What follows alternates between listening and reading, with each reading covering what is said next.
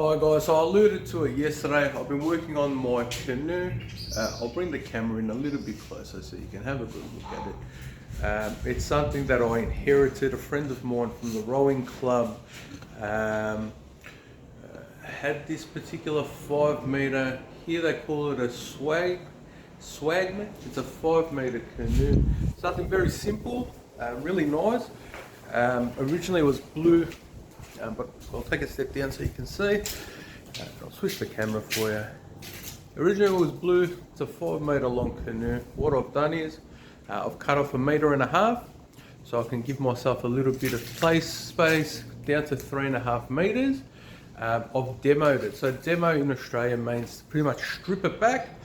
So stripping it back entails pulling all the paint off with a heat gun, sanding it, removing all the excess and additional paint. I'll bring this over here just so you can see. Removing all the excess and additional paint on the outside, all the epoxy resin. So there's usually epoxy resin that fills these. All the screws. Here's the original fiberglass. I left it on just for showing purposes, and bring it back to its original colour. What I've done is I've gone and brought plywood. So with the plywood, it's a marine grade ply, so it's water resistant, hopefully. And what I'm going to do is I'm going to finish it. You can see the F clamps and the G clamps. So that's an F clamp because it looks like an F, and that's a G clamp because it looks like a G. When I show you the inside, you can see the timber, the plywood up to here, the whole thing's only really held together by paint. And the paint itself and the epoxy resin underneath, it's pretty thin. So what I've done is taken an extra piece of timber here at 66mm. It's the face. So the face is 66mm, and the width here I think was about 13mm, 12mm. And what I've done is I've run it along. I'm just waiting for those silicone brass fasteners to come through.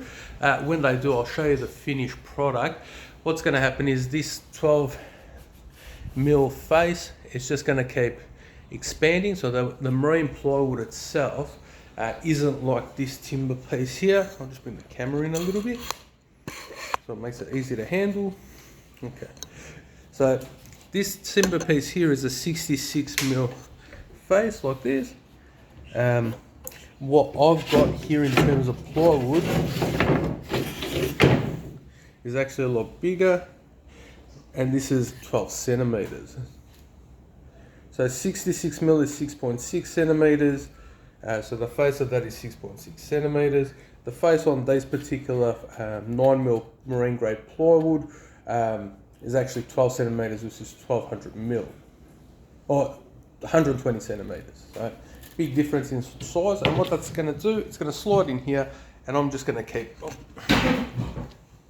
And what I'm going to do, I'm just going to keep layering it up so it's a lot higher, and with the improved height and some weight bearing loads through the middle in terms of ballast and in terms of bulkheads, it's going to stabilize that, so it should stop a lot of the rocking that goes on and the bouncing. But what I'm going to do is I'm going to organize outriggers as I come through and most of the work gets done.